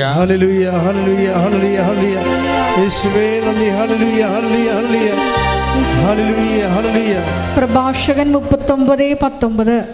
മർത്യന്റെ പ്രവൃത്തികൾ അവിടുന്ന് കാണുന്നു, അവിടുത്തെ ദൃഷ്ടിയിൽ നിന്ന് ഒന്നും മറഞ്ഞിരിക്കുന്നില്ല. അവിടുത്തെ ദൃഷ്ടിയിൽ നിന്ന് ഒന്നും മറഞ്ഞിരിക്കുന്നില്ല. ഇതൊരു സീരിയസ് വേർഡ് ഓഫ് ഗോഡ് ആണ്. ഏതാണ്ട് ഒരേ സ്വഭാവമുള്ള കുറേ വചനങ്ങളാണ്. അതുകൊണ്ട് തന്നെയാണ് ഞാൻ എന്തിനാ ഇപ്പം നിങ്ങളുടെ ഇത് പറയണമെന്ന് പറഞ്ഞു വെച്ച് കഴിഞ്ഞാൽ, ചിലർക്ക് ഉടമ്പടിക്ക് അനുഭവത്തിന് സ്പീഡില്ല. അതാണ് പറയാൻ കാരണം. ചിലർക്ക് സ്പീഡ് കുറയും. ഇങ്ങനെ ഇത്ര ലാഗ് ചെയ്യേണ്ട ഒരു കാര്യമില്ല. ഉടമ്പടി ഒരു വേഗതയുടെ പ്രാർത്ഥനയാണ്, ആത്മീയ പദ്ധതിയാണ്. അപ്പം അവിടെ പറഞ്ഞിരിക്കുന്ന വിഷയങ്ങൾ ദൈവസ്നേഹത്തോടെ ചെയ്താൽ ദൈവസ്നേഹത്തോടെ ചെയ്യണം. പക്ഷേ ദൈവസ്നേഹത്തിന് പകരം എന്താ പറ്റിയിരിക്കണമെന്ന് ചോദിച്ചാൽ വസ്തുസ്നേഹമോ വിഷയസ്നേഹമോ ആണ് വരണത്. അത് ഞാൻ എപ്പോഴും നിങ്ങളോട് പറയണതാണ്. വസ്തുസ്നേഹം എന്ന് പറഞ്ഞാൽ എന്താണ്? ഇപ്പം വസ്തു വിൽക്കണില്ല അല്ലെങ്കിൽ നിങ്ങളുടെ വിഷയം പരീക്ഷ ജയിക്കണമെന്ന് വിചാരിച്ചോ. അപ്പോൾ ആ പരീക്ഷ ജയിക്കുന്നതിനാണ് ദൈവസ്നേഹത്തെക്കാൾ വലിയ പ്രാധാന്യം. അതാണ് വിഷയം. പരീക്ഷ ജയിക്കുക, അല്ലെങ്കിൽ സ്ഥലം വിറ്റ് മാറ്റുക, അപ്പോൾ വിഷയമായി. അപ്പം നിങ്ങൾ അല്ലെങ്കിൽ വിസ വരിക, PR വരിക, ഇങ്ങനെ കുറേ ആൾക്കാർ ഇൻഡക്ഷൻ വെക്കത്തില്ലേ? ഇങ്ങനെയുള്ള നിയോഗങ്ങൾക്ക് വേണ്ടി നിങ്ങൾ ഒത്തിരിയേറെ ഉത്കണ്ഠപ്പെടുകയും അത് നിങ്ങൾ ബുദ്ധിപരമായിട്ട് കൈകാര്യം ചെയ്യേണ്ടതാണ് ഉടമ്പടി. നിങ്ങളുടെ വിഷയത്തിന് ഉടമ്പടി എടുത്തു കഴിഞ്ഞാൽ നമ്മുടെ വിഷയം എന്താണ്? ദൈവമാണ് വിഷയം. മനസ്സിലായില്ലേ? പക്ഷേ ആൾക്കാർക്ക് എന്താ വിഷയം? ഉടമ്പടി എടുത്തു കഴിഞ്ഞാലും അയ്യോ വിസ വന്നില്ല, പോയി കമ്പ്യൂട്ടർ നോക്കും, PR വന്നില്ലല്ലോ, അങ്ങനെ വിളിച്ചു ചോദിക്കും. അപ്പം നിങ്ങൾ ഉടമ്പടി എടുത്തിട്ട് വിളിച്ച് നിങ്ങളുടെ ആൾക്കാരൊക്കെ വിളിച്ചു ചോദിക്കണേ, റിസൾട്ട് വന്ന, PR വന്ന, വിസ വന്ന, ഓവർ ലെറ്റർ വന്ന എന്ന് അങ്ങോട്ടും ഇങ്ങോട്ടൊക്കെ വിളിച്ചു ചോദിച്ചുകൊണ്ടിരിക്കുകയാണ്. They are not least concern about the ഉടമ്പടി ദേ ആർ കമ്മിറ്റഡ്. അവർ ചെയ്തിട്ടുള്ള കമൻറ്റിനെ കുറിച്ച് അവർക്ക് ബോധമില്ല. അപ്പം നിങ്ങൾക്ക് ഈ വസ്തുക്കൾക്കും വിഷയങ്ങൾക്കും കാണിക്കുന്ന വെബ്രാളവും പരവേശവും ദൈവത്തെ സ്നേഹിക്കാൻ കാണിച്ച പ്രശ്നം തീർന്ന് പിടികിട്ടിയ. നിങ്ങൾ വിഷയം നേടാൻ വസ്തുതകൾ വ്യക്തികളോട് ഇൻട്രാക്ട് ചെയ്യുന്ന അതേ ഒരു വ്യഗ്രത ദൈവത്തെ സ്നേഹിക്കാൻ തീരുമാനിച്ച വിഷയം ഞാൻ ദൈവത്തിനെ ഏൽപ്പിച്ചു. അത്രയേ ഉള്ളൂ. എൻ്റെ കണ്ണുനീര്, എൻ്റെ ഭാരം, അതെന്ത് തന്നെയായാലും, ഒന്നുമില്ലെങ്കിൽ പൊട്ടന്മാരെ ഞാനൊരു കാര്യം പറയട്ടെ, ഈ ലോകത്ത് ഏറ്റവും കൂടുതൽ ദൈവം ഇടപെട്ടൊരു അൾത്താറാണിത്. അത് എനിക്ക് മനസ്സിലാകാം. എന്നോട് ആദ്യമൊക്കെ എൻ്റെ എൻ്റെ മുതിർന്ന സഭാ ശുശ്രൂഷകർ എന്നോട് പറയും, അച്ഛാ ഇത്രയും സാക്ഷിയൊക്കെ ഒന്ന് ഇരണ്ട കേട്ടോ എന്ന് പറയും. അപ്പോൾ ഇതെന്ത് സാക്ഷ്യത്തിൻ്റെ ധ്യാന കേന്ദ്രമാണെന്ന് പറയും. അപ്പോൾ ഞാൻ അവരോട് എതിർപ്പൊന്നും പറയത്തില്ല. എൻ്റെ ഒരു സ്വഭാവമാണത്. ചെയ്താലും ചെയ്തില്ലെങ്കിലും ഞാൻ ആ വിഷയത്തിൽ സംസാരിക്കത്തില്ല. കാര്യം അർത്ഥശൂന്യമായ വാഗ്വാദങ്ങളിൽ ഇടപെടരുതെന്ന് കർത്താവിൻ്റെ വചനത്തിലുണ്ട്. അപ്പോൾ സുപ്പീരിയേഴ്സ് എന്നോട് പറഞ്ഞാൽ ഞാൻ മിണ്ടാണ്ടിരിക്കുകയുള്ളൂ. എന്താ കാര്യം? ഉടമ്പടിക്ക് അത് പുതിയ പദ്ധതിയാണ് ദൈവത്തിൻ്റെ. അതിന് വേണ്ട സ്ഥിരീകരണം എന്താ വേണ്ടത്? സാക്ഷ്യമാണ് വേണ്ടത്. സാക്ഷ്യമല്ലാതെ നമ്മൾ എന്ത് ഉടമ്പടി പറഞ്ഞിട്ടും കാര്യമില്ല. ഇതെന്ത് വർക്കൗട്ട് ചെയ്തതെന്ന് അറിയണം. ഉടമ്പടി കുറച്ച് കാലം പിന്നപ്പെട്ടപ്പോൾ തന്നെ 10,000 സാക്ഷ്യങ്ങളായി. 10,000 സാക്ഷ്യങ്ങളെന്നല്ല പറയേണ്ടത്. ഒരു രോഗസൗഖ്യവും അല്ലെങ്കിൽ മദ്യപാനവും അല്ലെങ്കിൽ ജീവിതം നവീകരണവും എന്നുള്ള മിനിമം ആധ്യാത്മിക അനുഭവത്തിൽ നിന്ന് ഒരു മനുഷ്യൻ അനുഭവിക്കുന്ന ഈ സൂര്യന് താഴെ അനുഭവിക്കുന്ന എല്ലാ പ്രശ്നങ്ങളിലും ദൈവം ഇടപെടാൻ പറ്റിയ ഏറ്റവും ലളിതവും സുശക്തവുമായൊരു മാർഗമായി ഈ ദിവസങ്ങളിലുള്ളിൽ ഉടമ്പടി ഉയർത്തപ്പെട്ടതിന് ദൈവത്തെ നന്ദി പറഞ്ഞിട്ട് സ്തുതിക്കട്ടെ. ഹല്ലേലൂയ.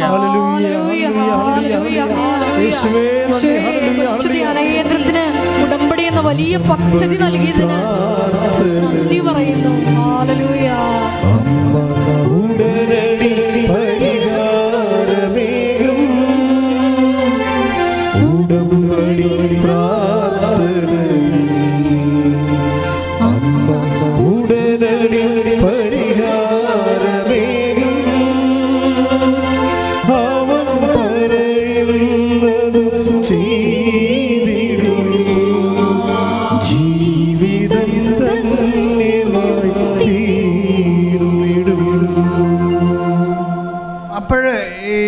നമ്മൾ എന്തിനാണ് ഉടമ്പടി ധ്യാന പ്രബോധനങ്ങൾ വെക്കണം? എന്തുകൊണ്ടാണെന്ന് വെച്ചാൽ ഈ ഉടമ്പടി അനുവർത്തിക്കുമ്പോൾ ഒരു വ്യക്തിക്കുണ്ടാകേണ്ട അടിസ്ഥാന മനോഗുണങ്ങളുണ്ട്.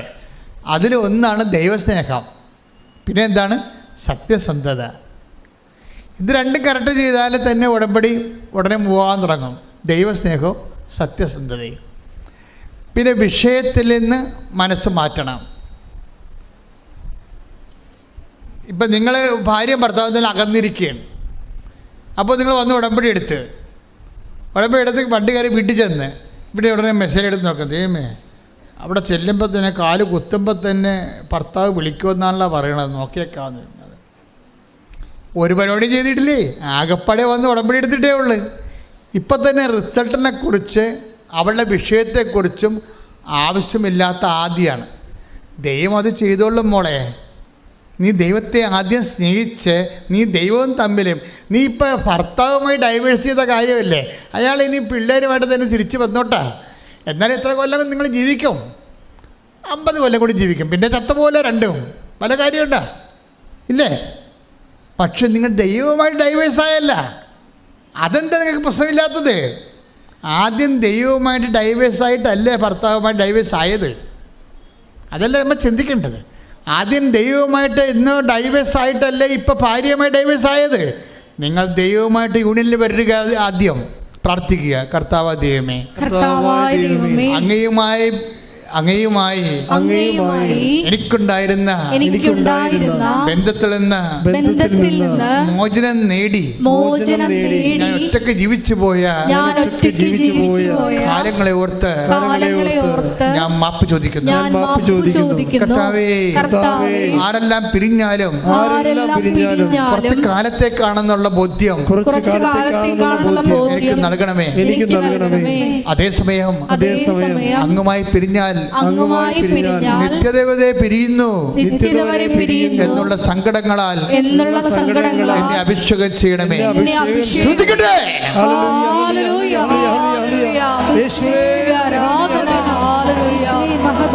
മഹത്വം, ആരാധന, ആരാധന.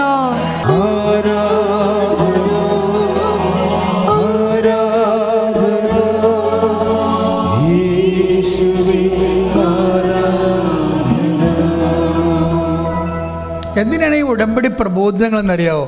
അപ്പം ഇങ്ങനെയുള്ള ഉടമ്പടിയുടെ മുന്നോട്ടുള്ള അതിൻ്റെ ചെയ്വനകളിലെ നമുക്കുണ്ടാകുന്ന പെശകുകളെ പരിഹരിച്ചുകൊണ്ട് അത് ക്വാളിറ്റേറ്റീവ് ഗുണനിലവാരം വർദ്ധിപ്പിക്കുക, അതേപോലെ തന്നെ എൻ്റെ സ്പീഡ് വർദ്ധിപ്പിക്കുക. ഇതെല്ലാം ചെയ്യാൻ വേണ്ടി കുറച്ച് റിപ്പയറിങ് വേണം. അതിനാണ് അച്ഛൻ എപ്പോഴും ഉടമ്പടി ധ്യാനം നടത്തിയിരിക്കുന്നത്. പിന്നെ എന്താണ്, ഈശോയ്ക്ക് നിങ്ങൾക്കറിയാമല്ലോ, ഇപ്പം ശമരിയക്കാരൻ്റെ കഥ പറഞ്ഞപ്പോഴേ കർത്താവ് എന്താ പറഞ്ഞത്? നീയും പോയി അതുപോലെ ചെയ്യുക. അവൻ്റെ ചോദ്യം എന്തായിരുന്നു? 10:25 ചോദ്യം എന്തായിരുന്നു? ലുക്കാൻ്റെ സുവിശേഷം, ഗുരു, നിത്യജീവൻ അവകാശമാക്കാൻ ഞാൻ എന്ത് ചെയ്യണം? എന്ന് പറഞ്ഞേ. ഗുരു നിത്യജീവൻ അവകാശമാക്കാൻ ഞാൻ എന്ത് ചെയ്യണം? അപ്പൊ ജീവനും അവകാശമാക്കാൻ ഞാൻ എന്ത് ചൊല്ലണമെന്നല്ല. അതാ പ്രശ്നം. ഉടമ്പടിയുടെ കണ്ടന്റ് അവിടെ ഉണ്ട് അല്ലേ? ഞാൻ എന്ത് ചെയ്യണം?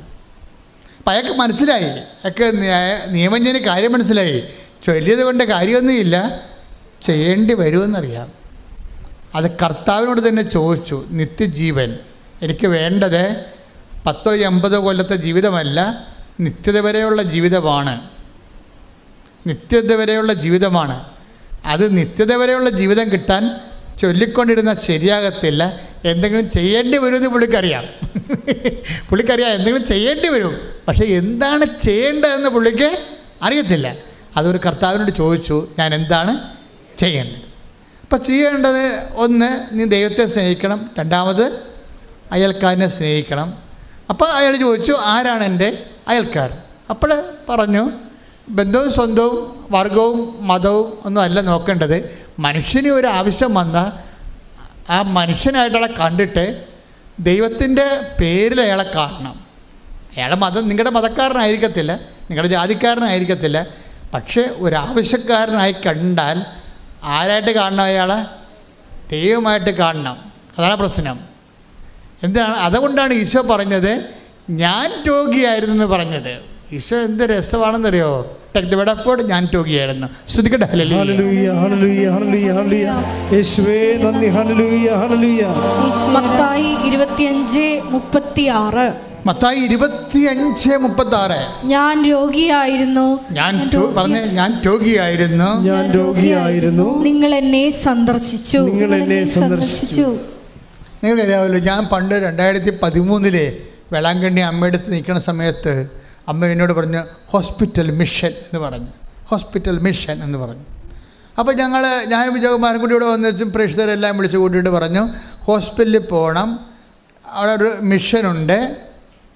അപ്പോൾ വിജയകുമാർ എന്നോട് ഞാനിത് ഹോസ്പിറ്റൽ മിഷൻ എന്ന് വെള്ളാങ്കണ്ണി വെച്ച് പറഞ്ഞപ്പോൾ വിജയകുമാർ എന്നോട് പറഞ്ഞത് നമ്മളിപ്പോൾ മിഷൻ ഹോസ്പിറ്റൽ സ്ഥാപിക്കേണ്ടി വരുമല്ലേ വെച്ചാണ് മിഷൻ ഹോസ്പിറ്റലിലെ. ഞാൻ പറഞ്ഞു ആവശ്യത്തിന് ഹോസ്പിറ്റൽ കേരളത്തിലുണ്ട്. അതല്ല, ഹോസ്പിറ്റലിൽ പോയിട്ട് പതറിക്കിടക്കുന്ന ആൾക്കാർക്ക് പൈസ കൊടുക്കേണ്ട പൈസ കൊടുക്കണം. അതുപോലെ തന്നെ പണം കൊടുക്കണം, രോഗം അവർക്ക് പ്രത്യാശ കൊടുക്കേണ്ട പ്രത്യാശ കൊടുക്കണം. അങ്ങനെ ഒരു 10-40 പേരെ വിളിച്ചിട്ട് ഞങ്ങൾ ഹോസ്പിറ്റൽ മിഷൻ തുടങ്ങി.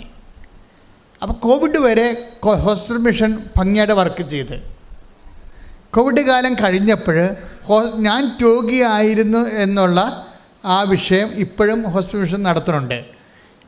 പക്ഷേ എന്താ പ്രശ്നം വെച്ചാൽ പണ്ട് 40 പേരാണ് ഇവിടുന്ന് പോയിക്കൊണ്ടിരുന്നത് രോഗികളെ കാണാൻ, ഓരോ ആശുപത്രിയും പോവും. ഇന്നിപ്പോഴെന്താണ് 4 ലക്ഷം പേരാണ് പോണത്. അപ്പം അമ്മ അന്നേ ഉടമ്പടിയുടെ ഐഡിയ അമ്മയുടെ മനസ്സിലുണ്ടായിരുന്നു. ഉടമ്പടി വന്ന് വരോ നിങ്ങൾ ചെയ്യുന്നത് 2013 എൻ്റെ ഫസ്റ്റ് റെവലേഷൻ വരണത്. എന്താണ്? ഹോസ്പിറ്റൽ മിഷൻ എന്ന് പറഞ്ഞുകൊണ്ട്. എന്ന് വെച്ച് കഴിഞ്ഞാൽ അത് അന്ന് ഞാൻ പറഞ്ഞ വാക്ക് തന്നെയാണ്, ഞാൻ രോഗിയായിരുന്നു.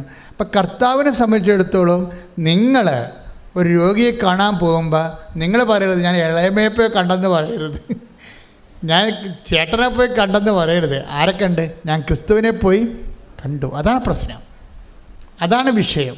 അവിടെയാണ് ദൈവസ്നേഹം വരുന്നത്. അയൽക്കാരനെ സ്നേഹിക്കുക എന്ന് വെച്ച് കഴിഞ്ഞാൽ രക്തബന്ധത്തിൻ്റെ പേരിലോ മനുഷ്യബന്ധത്തിൻ്റെ പേരിലോ അല്ല, ദൈവികതയാണ്, മാനവികതയല്ല. ബൈബിളിൻ്റെ എല്ലാ മാനവികതയും പ്യുവർ സെക്കുലർ മാനവികതയല്ല. ബൈബിളിൻ്റെ മാനവികത ദൈവികതയെ അടിസ്ഥാനപ്പെടുത്തുകയാണ്. കൈയടിച്ച് കർത്താൻ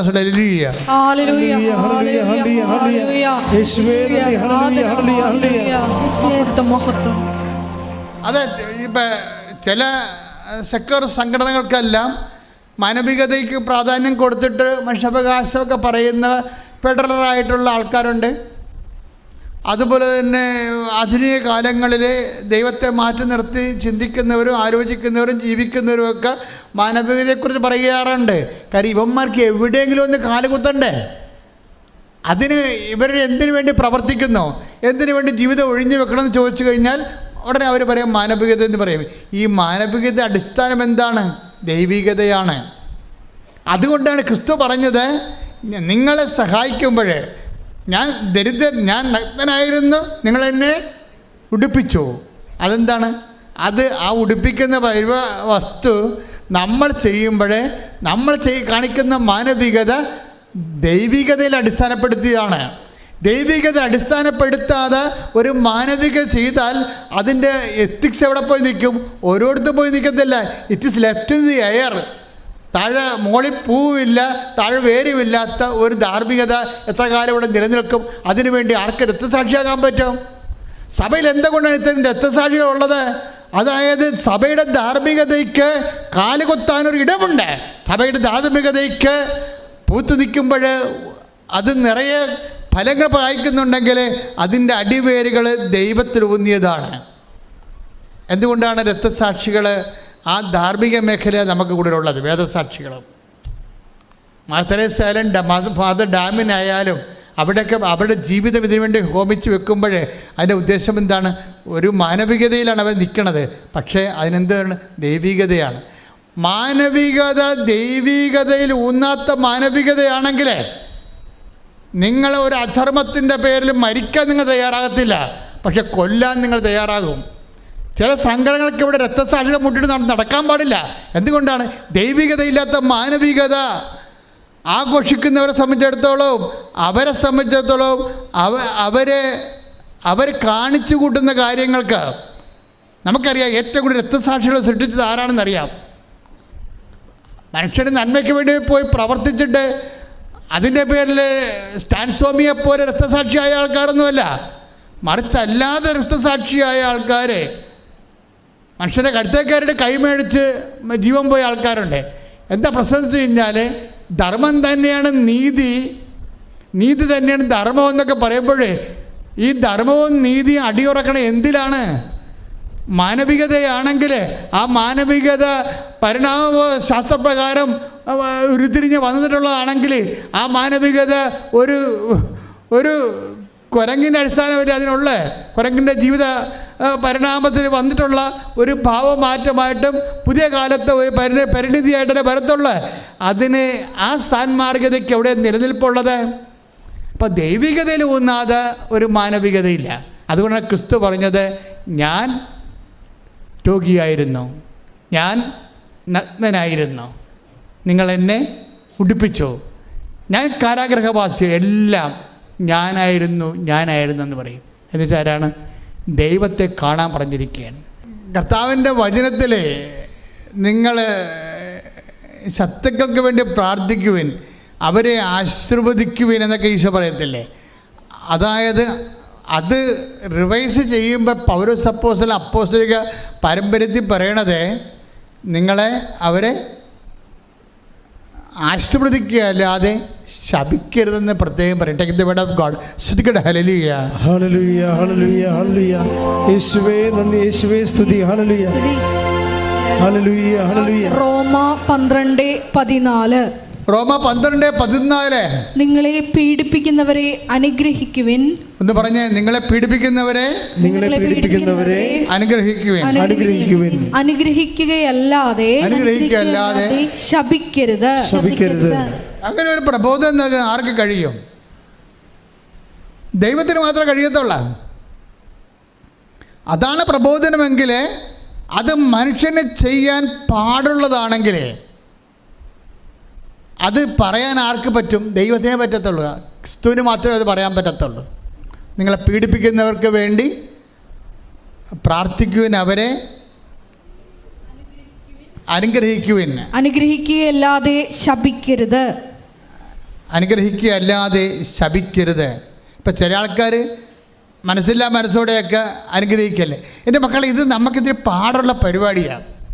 നിങ്ങൾ ഉടമ്പടി എന്ന് പറയുമ്പോൾ 2 തിരിയും കത്തിച്ച് 2 പത്രവും കൊടുത്ത് കുറച്ച് പ്രത്യക്ഷീണ പ്രാർത്ഥനയും ചെയ്തുകൊണ്ടിരിക്കുന്ന മിനിമം പരിപാടി ഉണ്ട് അതിൻ്റെ അകത്ത്. അതുകൊണ്ട് വർക്കൗട്ട് ചെയ്യും. പക്ഷേ ഉടമ്പടി വളർച്ച എന്ന് പറയണത് ഒരു ദൈവികതയിലേക്ക് വളരുകയാണ്. നമ്മുടെ സംസ്കാരമാണ് വരണത്.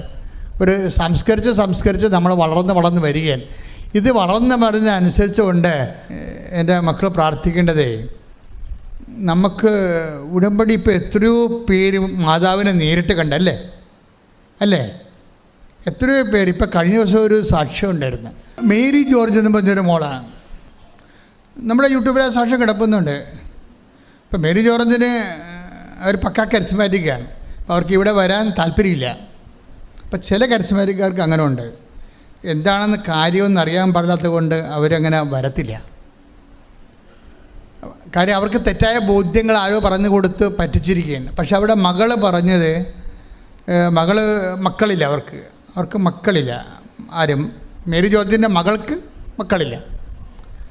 അപ്പോൾ അവളൊരു ധ്യാനത്തിൽ പോയപ്പോൾ അവിടെ ധ്യാനം കൂടിയപ്പോൾ IVF എടുക്കുന്നതിനെക്കുറിച്ച് പറഞ്ഞപ്പോൾ അവിടുത്തെ ധ്യാനഗുരു പറഞ്ഞു, ഈ 4 സിദ്ധാന്തം ഉണ്ടാക്കിയിട്ട് അതിൽ 3 കൊന്നു കളഞ്ഞിട്ട് 1 നിൻ്റെ വയറ്റിൽ വെച്ച് തരത്തുള്ളൂ. അപ്പം നീ കാരണം വേറെ 3 സിദ്ധാന്തങ്ങൾ സൈഗോട്ട് ഡാമേജ് ആയി പോകുമെന്ന് പറയും. അപ്പോൾ അവൾ ഒക്കെ ഒരു ആന്തരിക ബുദ്ധി കിട്ടി. അവളൊരു തീരുമാനം എടുത്ത്. അവളെന്താ പറയണത്? അങ്ങനെയാണെങ്കിൽ ഞാൻ കാരണം 3 കുഞ്ഞുങ്ങൾ വേറെ നഷ്ടപ്പെട്ടു പോകുകയാണെങ്കിൽ അങ്ങനെ 3 കുഞ്ഞുങ്ങളെ കൊന്നിട്ട് എനിക്കൊരു കുഞ്ഞിനെ വേണ്ടെന്ന് പറഞ്ഞ് അവളൊരു തീരുമാനം എടുക്കും. എൻ്റെ മക്കളിൻ്റെ പ്രശ്നം ഇത് ഇപ്പം നോക്കി, ഈ കുട്ടി എന്താ പറയണത്? അവളൊരു 10, 22, 24 വയസ്സുള്ള കുട്ടിയാണ്. അവൾ പറയണത് എന്താണ്? ഈ IVF എടുത്തുകൊണ്ട് 3 കുഞ്ഞുങ്ങൾ 4 സൈഗോട്ടുകൾ ഉണ്ടാക്കിയിട്ട് അതിൽ 1 നമുക്ക് ആവശ്യമുള്ള ഗർഭപാത്രത്തിൽ വെച്ചിട്ട് ബാക്കി 3 കൊന്നുകളെന്ന് പറഞ്ഞില്ലേ, അതിനെ തട്ടിക്കളയെന്ന് പറയുമ്പോൾ അവളെന്താ തീരുമാനിച്ചിരിക്കുന്നത്? ഞാൻ കാരണം എനിക്ക് കുഞ്ഞിനെ കിട്ടില്ലെങ്കിലും കുഴപ്പമില്ല, ഞാനൊരു കൊലപാതകയായിട്ട് തീരാൻ ഞാൻ ആഗ്രഹിക്കണില്ല. അതുകൊണ്ട് എൻ്റെ കർത്താവിൻ്റെ വചനം മാറ്റിയിട്ട് എനിക്ക് കുഞ്ഞിനെ കിട്ടില്ലെങ്കിൽ കുഴപ്പമില്ല, ഞാൻ കർത്താവിൻ്റെ കൃപ നഷ്ടപ്പെടുത്തി കളയത്തില്ല. അവളുടെ തീരുമാനമെടുത്ത്. എന്നിട്ട് അവൾ അമ്മയോട് പറയും, ഞാൻ ഇനി കൃപാസനത്തിൽ പോയി നോക്കട്ടെ, പരിശുദ്ധ അമ്മ എന്നാ പറയണം നോക്കട്ടെ എന്ന് പറയും. അപ്പോൾ ഇവളുടെ അമ്മ പറയും, മേരി ജോർജ് പറയും, നീ കൃപാസനത്തിൽ പോകരുത്, അത് ചുമ്മാ തട്ടിപ്പൊക്കെ കൊണ്ടിരിക്കുകയാണ്. അവർക്കറിയത്തില്ലല്ല. അവരുടെ അച്ഛനെ വെള്ളം കണ്ടി പോയിട്ട് എന്തോ ദർശനം ഉണ്ടായെന്നും പറഞ്ഞുകൊണ്ട് വന്ന് ആൾക്കാർക്ക് പത്രമൊക്കെ കൊടുത്ത് കാശ് മേടിക്കണമെന്ന് പറയും. അവരിങ്ങനെ പറയണതാണ് സംഭവം. അവർക്കതിനെക്കുറിച്ച് അറിയത്തില്ല. അപ്പോഴേ അവർ വിടത്തില്ല. പക്ഷേ എങ്കിലും അവൾ പറയും, എനിക്കിപ്പോൾ എൻ്റെ അവസ്ഥ ഇതാണല്ല, ഇനി വേറെ കേരളത്തിൽ പോകാൻ സ്ഥലമില്ലല്ലോ, അതാണ് അവരുടെ മനസ്സിൽ പറയണത്. അതുകൊണ്ട് ഞാൻ ഇവിടെ വന്ന് നോക്കട്ടെ എന്ന് പറഞ്ഞു. ഇവിടെ വന്ന് അവൾ നോക്കി. അവളോട് വന്ന ഉടനെ ഉടമ്പടി എടുക്കും. ഉടമ്പടി എടുത്ത് ഒരാഴ്ചക്കുള്ളിൽ അവൾ പ്രഗ്നൻ്റ് ആവും. ഒരാഴ്ചക്കുള്ളിൽ. അമ്മ ഇത് ഭയങ്കര സ്പീഡാണല്ലേ. നമ്മളെ എന്താ ഇവിടെ സത്യസന്ധ അവളെ പറഞ്ഞില്ലേ, നേരത്തെ പറഞ്ഞില്ലേ എനിക്ക് IVFൻ്റെ കുഞ്ഞ് വേണ്ടെന്ന് പറഞ്ഞില്ലേ, അത് അമ്മ കേട്ടല്ല. അവിടെയൊക്കെ സത്യസന്ധമാണല്ലോ വിഷയം. 3 കുഞ്ഞുങ്ങൾ നഷ്ടപ്പെടുത്തിക്കൊണ്ടൊരു കുഞ്ഞിന് എനിക്ക് വേണ്ട എന്ന് അവൾ തീരുമാനം എടുത്തില്ലേ. അപ്പോൾ അവൾ ഞാൻ കുഞ്ഞിലാ ജീവിച്ചോളാം എൻ്റെ കർത്താവിനെ വേദനിപ്പിച്ചുകൊണ്ടും കൊല്ലരുതെന്ന് പറഞ്ഞ പ്രമാണം 5-ാം പ്രമാണം ലംഘിച്ചുകൊണ്ടും എനിക്ക് കുഞ്ഞിനെ വേണ്ട എന്ന് തീരുമാനം എടുത്തത് ദൈവം കേട്ട്. നിങ്ങൾക്കറിയാവില്ല ദൈവത്തിൻ്റെ സ്വഭാവം.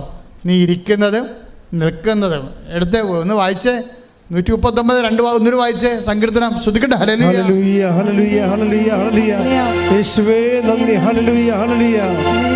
139 സങ്കീർത്തനം 2-ാം തിരുവചനം. ഞാൻ ഇരിക്കുന്നതും എഴുന്നേൽക്കുന്നതും അവിടുന്ന് അറിയുന്നു, എൻ്റെ വിചാരങ്ങൾ അവിടുന്ന് അകലെ നിന്ന് മനസ്സിലാക്കുന്നു. ഇതാ വിഷയം. അതായത് നമ്മളൊരു സംഭവം മനസ്സിൽ വിചാരിക്കുമ്പോഴും പറയുമ്പോഴും ഒക്കെ ദൈവം അത് കേൾക്കുന്നുണ്ടെന്നുള്ള ബോധം ഉണ്ടാകണം. അതെല്ലായിടത്തും ഉണ്ടാകണം. ദൈവത്തിനൊന്നും മറക്കാൻ പറ്റത്തില്ല.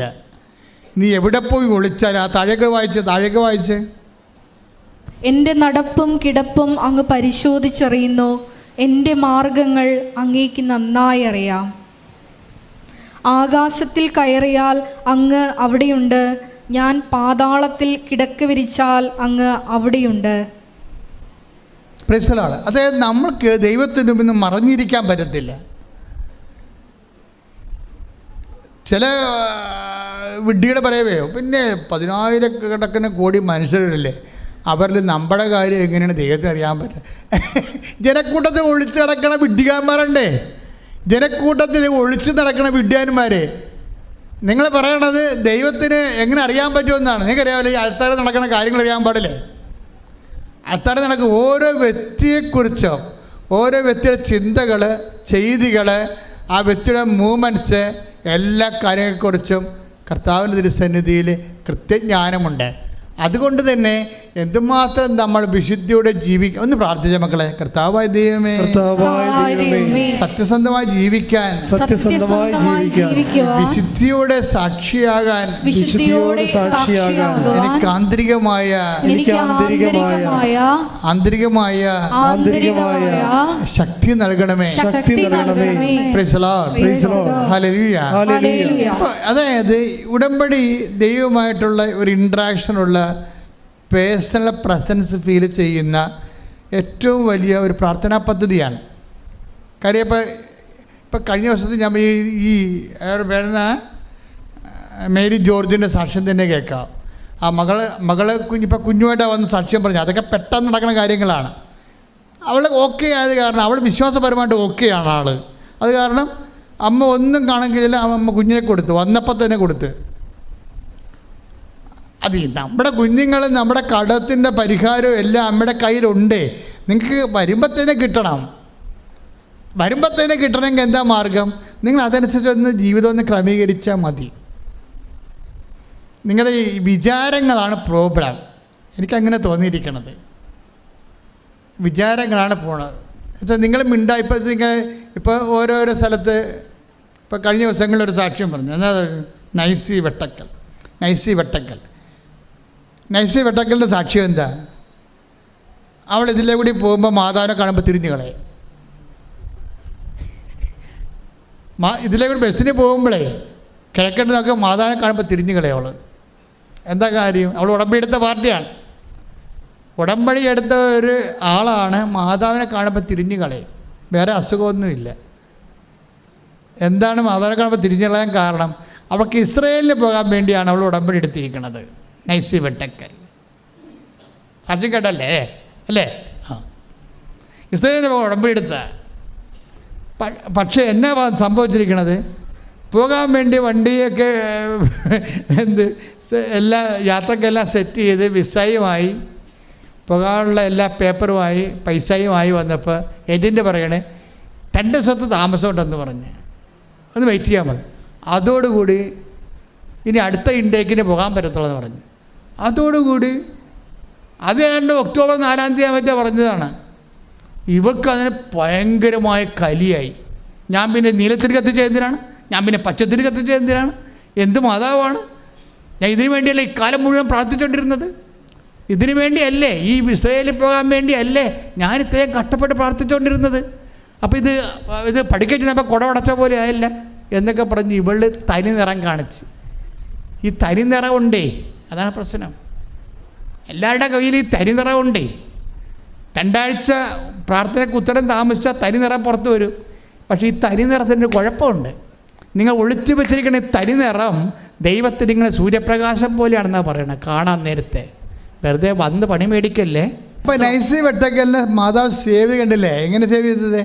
അതായത് ഒക്ടോബർ 4-ാം തീയതി യാത്ര മുടക്കി. അപ്പം അന്ന് യുദ്ധമില്ലേ? അന്ന് യുദ്ധമില്ല. പക്ഷെ അമ്മയ്ക്കറിയാം യുദ്ധം നടക്കാൻ പോണെന്ന്. അതാണ് വിഷയം. നീ നടക്കുന്നത് ഞാൻ അറിയുന്നു. നിന്റെ ആന്തരിക വിചാരം. Take the word of God, read it again. 139 സങ്കീർത്തനം 2-ാം തിരുവചനം. 139 സങ്കീർത്തനം 2. ഞാൻ ഇരിക്കുന്നതും എഴുന്നേൽക്കുന്നതും അവിടുന്ന് അറിയുന്നു. എൻ്റെ വിചാരങ്ങൾ അവിടുന്ന് അകലെ നിന്ന് മനസ്സിലാക്കുന്നു. എൻ്റെ നടപ്പും കിടപ്പും അങ്ങ് പരിശോധിച്ചറിയുന്നു. എല്ലാ വിഷയത്തിൻ്റെ മേലും ബ്ലൂ പ്രിൻ്റ് കയ്യിലുണ്ടെന്നായി പറയണത്. മനസ്സിലായില്ലേ? എവരിത്തിങ്. നിങ്ങളുടെ തനി നിറത്തെക്കുറിച്ച് ഒരു അറിവുണ്ട്. ഇവള് അമ്മയെ തെറി വിളിക്കുന്ന കാര്യം ഉറപ്പാണ്, നമുക്കറിയാം. യാത്ര ഒന്ന് മുടങ്ങിയാൽ അമ്മയെ തോന്നിയ മാസം പറയുമെന്നറിയാം നമ്മുടെ ജീവിതത്തിന്. പക്ഷെ ഇപ്പം എന്നാ പറ്റി? ഇപ്പം ആളിന് ഭയങ്കര സങ്കടമായി. എന്താണ്? ഈ ചെന്നവർക്ക് പുറത്തിറങ്ങാൻ പറ്റണില്ല. ചെന്നവർ തന്നെ അടുത്തത് നമ്മളവിടെ ചെല്ലും. നമ്മുടെ പ്രധാനമന്ത്രി വണ്ടിയും കൊണ്ട് വേറെ ചെല്ലും. എന്തിനാണ് ചെല്ലണത്? ഓപ്പറേഷൻ ഹജ്ജ് അവിടെ ചെന്നവരെ തന്നെ തിരിച്ചു കൊണ്ടുപോരാൻ. ഈ ഒരു കഥ അമ്മ നേരത്തെ അറിയണം എന്നാണ് പറയണത്. നീ നടക്കുന്നത് ഞാൻ അറിയുന്നു, നീ കിടക്കുന്നത് അറിയുന്നു, നിൻ്റെ ഓരോ വിചാരവും ഞാൻ അറിയുന്നു. അതുകൊണ്ട് സംരക്ഷണമാണ് ഉടമ്പടിയിലെ. ഉടമ്പടി നിനക്ക് സംരക്ഷണം തന്നിരിക്കുകയാണ്. അപ്പോൾ നീ ദൈവത്തിൻ്റെ സംരക്ഷണത്തിൻ്റെ അകത്താണ്. ഇതൊരു അയൺ ഡോമാണ് ശരിക്കും പറഞ്ഞാൽ ഉടമ്പടി. എന്താ കാര്യം? ഉടമ്പടി ദൈവം നിന്നെ സംരക്ഷിക്കുന്ന ഒരു വലയം തീർത്തിരിക്കുകയാണ്. പ്രാർത്ഥിക്കുക, കർത്താവായ ദൈവമേ, ഉടമ്പടി എന്ന വലിയ സംരക്ഷണ വലയത്തിലെ എന്നെ വിളിച്ചു ചേർത്തതിനും ചിറകിന്റെ കീഴിലെ എന്റെ ജീവിതത്തെ സംരക്ഷിക്കാൻ കണ്ണീരിന്റെ കാലത്ത് എന്നെ വിളിച്ചു നിർത്തിയതിനും നന്ദി പറയുന്നു.